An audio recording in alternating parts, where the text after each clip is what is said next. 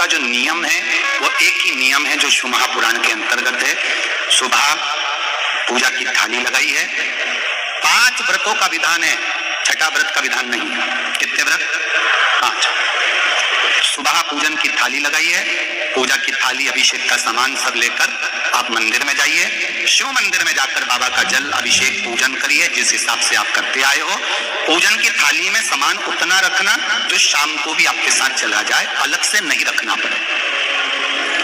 अलग से केवल शाम को दिए रखो, जल रख लो थोड़ा सा, और बाकी का जो मिष्ठान आप तैयार करोगे बस वो बाकी का चंदन नबीर गुलाल ये सब सुबह की थाली का रखिए, थोड़ा फल जो भी रख लो। सुबह पूजन करो, बाबा का निवेदन करो, घर आ जाओ, थाली को ढक कर रख दीजिए। शाम को जब जाओ कोई प्रसाद उतना ही बनाओ जितना भगवान के लिए बना रही हो।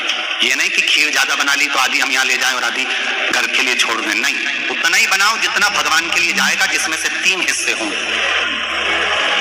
एक पात्र में भरकर ले जाओ, दोने ले जाओ, कटोरी ले जाओ, प्लेट ले जाओ, जो तुम्हारी मर्जी पड़े, कागज ले जाओ, जो तुम्हारा मन पड़े वो ले जाओ। 6 दिए लेकर जाओ, बाबा के मंदिर में जाकर पूजन अर्चना करो। शाम को अभिषेक नहीं करना है, केवल छींटा देना है। थोड़ा सा जल जो बचा हुआ है उसमें से थोड़ा थोड़ा छींटा देकर, जल का थोड़ा सा छींटा देकर पूजन आदि कर कर जैसी पूजन सुबह करी वैसे भाव से पूजन करो। 5 दिए थाली में से नीचे रख दो, छठवा दिया भी नीचे उतार दो थाली में से। 5 दिए लगाना जब प्रसाद के 3 हिस्से पूरे कर दो, प्रसाद के 3 हिस्से रख दो नीचे, फिर दिए लगा दो 5। एक दिया उठाकर जिसको जलाया नहीं है वापिस अपनी थाली में रख दो। 5 दिए प्रज्वलित कर कर बाबा को निवेदन कर दो, बाबा आज मेरा पहला पशुपति व्रत है, इसको स्वीकार करना। दिल से बाबा इस कार्य के लिए मैंने करा है, इसको स्वीकार कर लेना। बहुत सुना बाबा पशुपति व्रत में कर रही हूँ, मैं भी पूर्व में ना जाने कितनी योनियां ली होंगी, कौन सा मैंने बेकार कर्म करा होगा जो आज मुझे दुख भोगना पड़ रहा है। इस दुख को आप मिटा सकते हो क्योंकि आपका नाम पशुपति नाथ है। आप इसको विनय करो, बाबा से विनती करो। एक दिया, एक प्रसाद का हिस्सा थाली में लेकर आ जाओ, बाबा को निवेदन कर कर, बाकी का वहां छोड़कर एक दिया, एक प्रसाद का हिस्सा लेकर आ जाए। एक दिया, एक प्रसाद का हिस्सा लाए, घर के अंदर प्रवेश करते समय सीधे हाथ की ओर बैठकर अपने घर की ओर मुख कर सीधे हाथ की ओर उस दिए को घर के बाहर प्रज्वलित कर दो। भगवान से विनती करो, भोलेनाथ आप मेरे घर में प्रवेश कर कर मेरा कार्य सिद्ध करें। बाबा को निवेदन कर कर अंदर जाइए। भोजन करने से पहले जो मीठा है, एक हिस्सा प्रसाद का है, उसको खा लीजिए। उस हिस्से में से किसी को नहीं देना, चाहे घर में बच्चे हों चाहे बड़े हों, उस प्रसाद का हिस्सा केवल तुमको खाना। पहले प्रसाद खाइए, उसके बाद में फिर भोजन करिए। एक समय फलाहार कर सकते हो, दूसरे समय भोजन कर सकते हो। इसमें जरूरी नहीं कि आपको मीठा ही खाना है। शाम का जो प्रसाद बनेगा वो मीठे का ही भोग लगेगा। सुबह आप आराम से नमकीन का भी फलाहार कर सकते हो, मीठे का भी फलाहार कर सकते हो। फलाहार के लिए कोई मना नहीं है, फलाहार आप कैसा भी कर सकते हो। पर भोजन जब करोगे, अन्न जब खाओगे, जब पहले भगवान का प्रसाद खा लो। 4 पशुपति व्रत पूर्ण हो, बीच में अगर कहीं रजस्वला धर्म आ गया, आपको पूजन नहीं करना है, घर में कोई सूतक सावड़ आ गया या कोई व्रत फंस गया, एकादशी आ गई या कोई व्रत आ गया, तीज आ गई, चतुर्थी आ गई, जिसका व्रत करते हुए आए हो, तो पशुपति व्रत उस दिन मत करो, फिर अगले सोमवार कर लेना। 3 हो गए, एक रह गया बीच का, उसको अगले में करो, वो चौथे में गिनती में आ जाए। 5वां छूट गया, कोई बात नहीं, 1 महीने बाद तो होगा, 8 दिन बाद तो होगा, 15 दिन बाद तो होगा, फिर उसको गिन लो, 5वां हो जाएगा। महाराज ऐसे 5वां व्रत जब आए, 5वें व्रत के दिन शाम को जब पूजन करने जाओ, एक श्रीफल, कुछ रुपए, 11 रुपए आदि जो भी है, नारियल पर रखकर बाबा को विनय कर कर, बाबा आज मेरा पशुपति व्रत पूर्ण हो रहा है, आपकी कृपा हो, मेरी झोली भरना बाबा, विनती करो।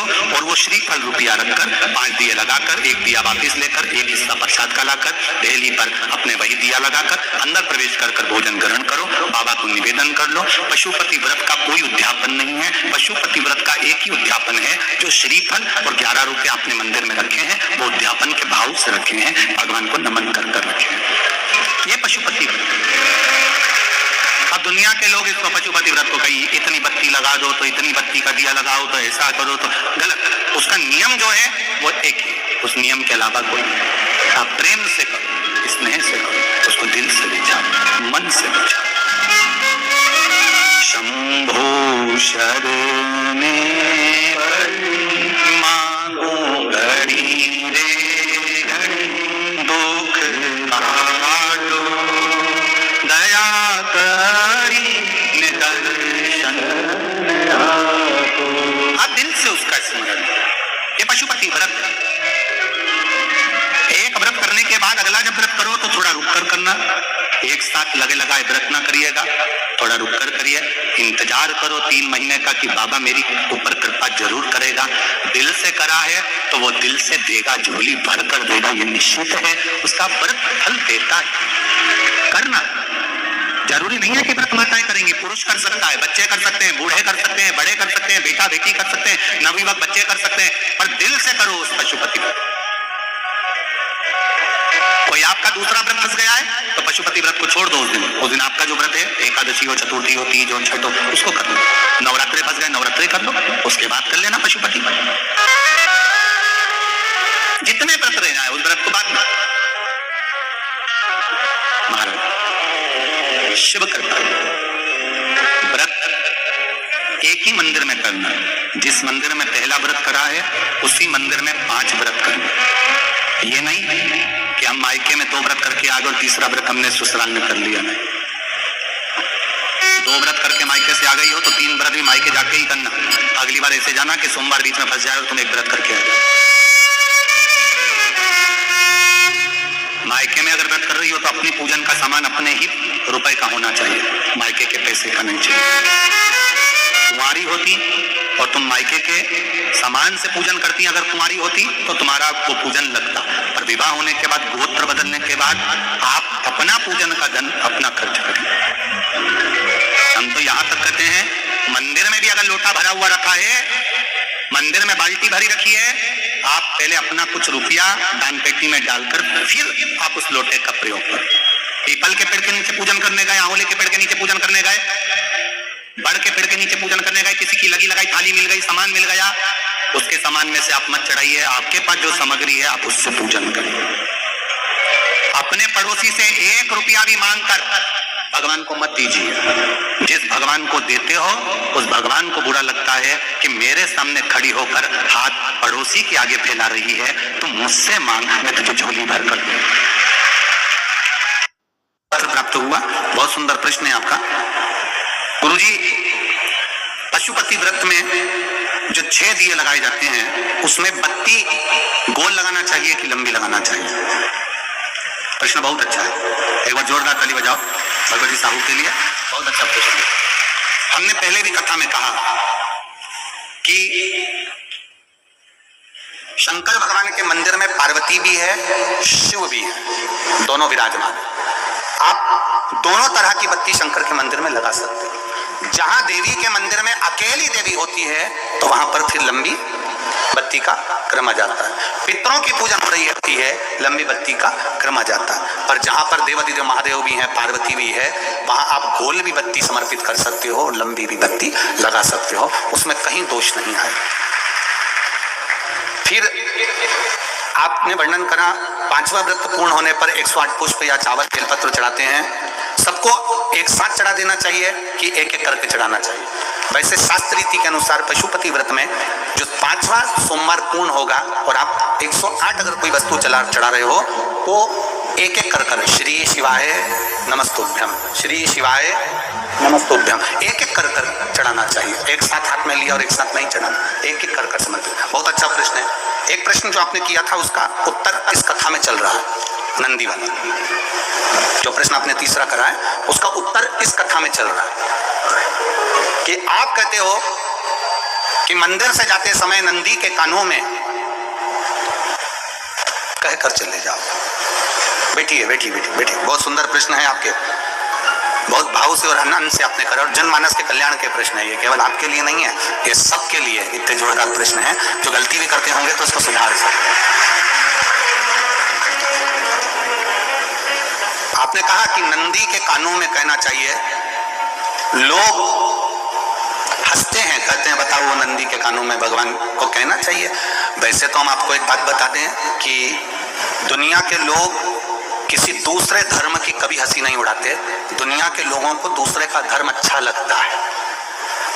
दुनिया के लोग सबसे ज्यादा हंसी उड़ाते हैं तो हमारे सनातन धर्म की ही उड़ाते हैं, और खुद उड़ाते हैं, दूसरा उड़ाने वाला नहीं होता। दूर के ढोल हमें समझ में आते हैं, उसका धर्म हमें समझ में आ गया, उनका क्या ऐसा है, आओ कुछ नहीं, उनके धर्म में ऐसा है, कितना आनंद हमें दूसरे के धर्म में लग रहा है, और हमारा सनातन धर्म हमको बुरा लगता है, हमारे सनातन धर्म हमें बुरा लगने लगा। अरे भाई, लोग कहते हैं कि नंदी के कान में कहते हो, ये कोई हमारे पुराणों में या शास्त्रों में लिखा है? भगवती बहन साहू, आपको धन्यवाद देना चाहूंगा और एक बात कहना चाहूंगा, जितनी भी शिव महापुराण के अंतर्गत चाहे उपाय जो बताए जाते हैं कि बेलपत्री ऐसे चढ़ाना, काली मिर्च ऐसे चढ़ाना, चावल ऐसे चढ़ाना, धतूरा का क्या महत्व है, शमी के पत्ते का क्या महत्व है, बेलपत्री के पत्ते का क्या महत्व है, ये जितनी भी बातें बताई जाती हैं ये सब पुराण के अंतर्गत से बताई जाती है। अब दुनिया के लोग इसको चाहे टोटका कह दें, चाहे दुनिया के लोग इसे टोना कह दें, पर पुराण से हटकर कुछ नहीं। और आप लोगों को अगर बोला है कि नंदी के कान में कहकर भगवान शंकर के मन में बात पहुंचे, तो ये क्यों कहा, तो ये भी हमारी शिव महापुराण में लिखा है, जलंधर के चरित्र में। कोई आपसे कहे कि नंदी के कान में बोलने से क्या होता है, ये जलंधर का चरित्र कह रहा है। मां पार्वती जी का हस्त कमल पकड़कर जलंधर लेकर जाने लगा, वृंदा का पति लेकर जा रहा, वृंदा तो भगवान की भक्ति में लीन रहती थी, उसको तो जलंधर को सबसे ज्यादा तकलीफ थी नारायण से, पर शिव के पास आ गया, क्योंकि ईर्षा प्रवृत्ति अभी कथा में कहा, कोई ऐसा होता है जिसको तुमसे बैर नहीं होता तो भी अंदर से ईर्षा जाग जाती है, कोई ऐसा होगा जिसको अंदर से ईर्षा जागती है,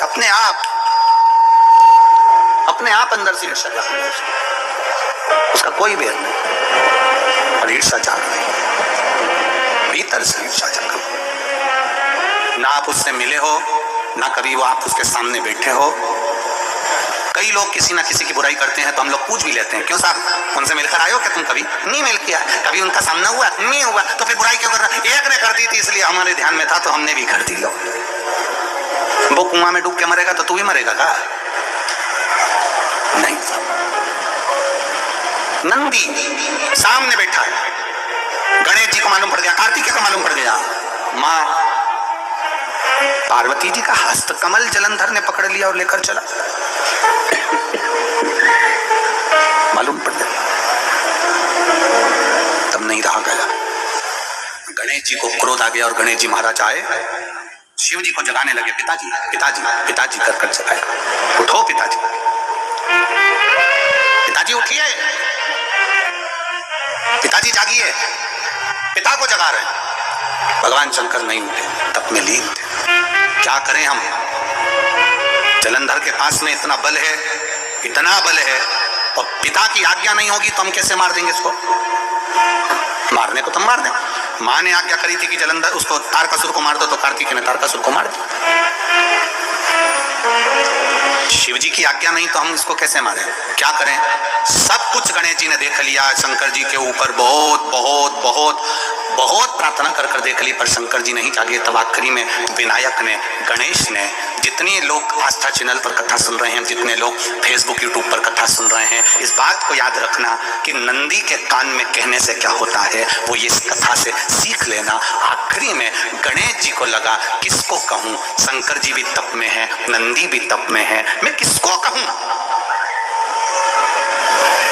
शिव जी को कह कर थक गया, पिताजी को बोल बोल कर थक गया, पिताजी जागते नहीं, अब मैं किसको कहूं ये बात, किससे कहूं?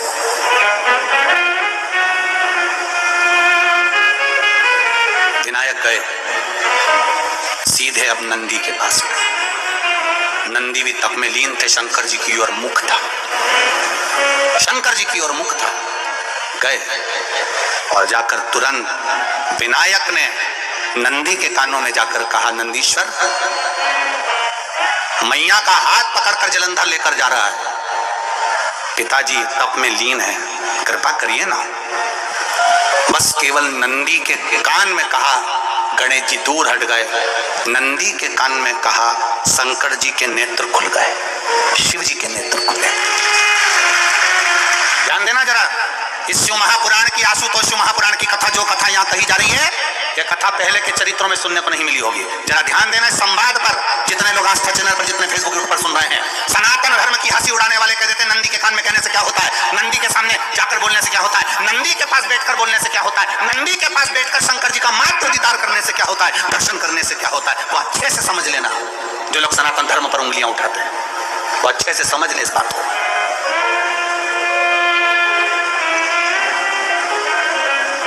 क्या होता है, नंदी तप में लीन, शिवजी तप में लीन, शिव नहीं उठ रहे, विनायक ने नंदी के कानों में जाकर कर दिया, नंदी के कान में जाकर कहा, नंदी के नेत्र नहीं खुले, नेत्र किसके खुले, जम के बोलो, महादेव के खुले, शिव जी के खुले। ये मन का तार, नंदी शंकर की आराधना कर रहे थे, शिव अपनी भक्ति में डूबे थे, यहां कहा यहां पहुंचा, जो दिल में था उस तक बात पहुंच गई। नंदी के दिल में शिव थे, तुम कहे, नंदी ने शंकर तक बात पहुंचा दी। वो सूत्र जो बंधा था दिल से दिल तक का वो पहुंच गया, वो सूत्र जो